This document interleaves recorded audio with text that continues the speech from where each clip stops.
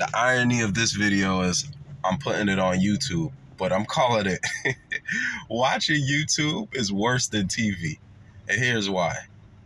Because with YouTube, you think you're doing something productive, but with TV, you knew you weren't doing anything productive.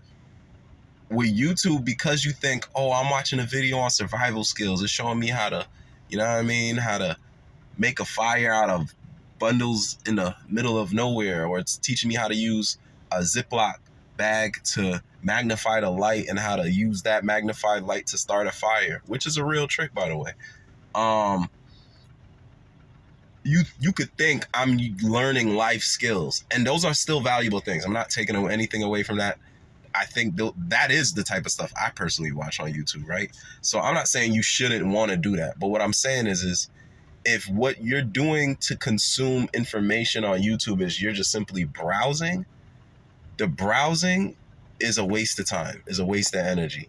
And that browsing is not a productive way to spend your time. You could spend your time intentionally learning a skill that gets you paid, that moves you where you want to be in life, versus just endless consumption of information or entertainment, really, just to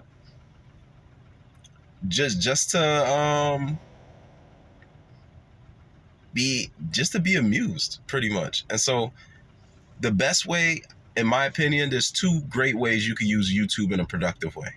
If you want to consume the mindless entertainment, do something productive that can't be hands-free. So if you're driving, you can't really drive and be hands-free. But if you're on a bus or you're on a train, I would question if you should be on YouTube. There's probably something better you could be doing because you got your hands free. But if you're driving, I would say watch your YouTube then. If you're working out on like a cardio machine in a gym, I would say watch your YouTube then, because you gotta probably be keeping at a pace where you're trying to burn some calories, get your cardio up, get your heart rate up, you know, cover a certain amount of distance, and your hands can't really be free.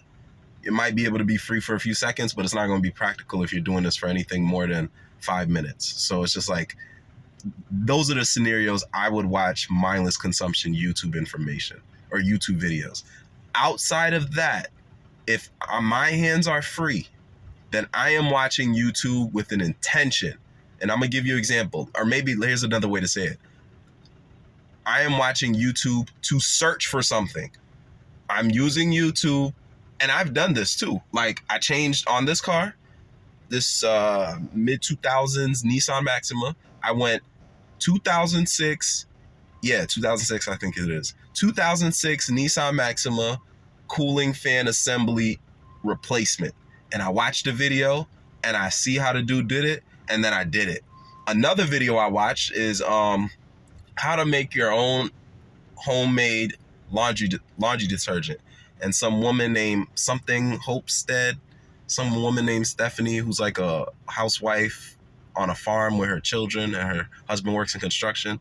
She had a video, and Hopewell something, I can't remember what it's called, but what her page is called. But pretty much she showed you how to make the laundry detergent. I watched the video in the sauna at the gym. I watched the video in the sauna at the gym. Then eventually, about a few weeks later, I bought the ingredients at Walmart, leaving the gym. Then I watched the video again because I forgot some of the details, and then I made it step by step watching the video.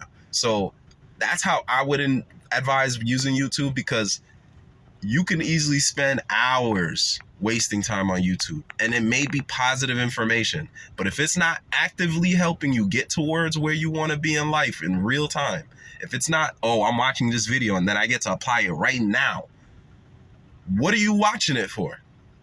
There's really no benefit.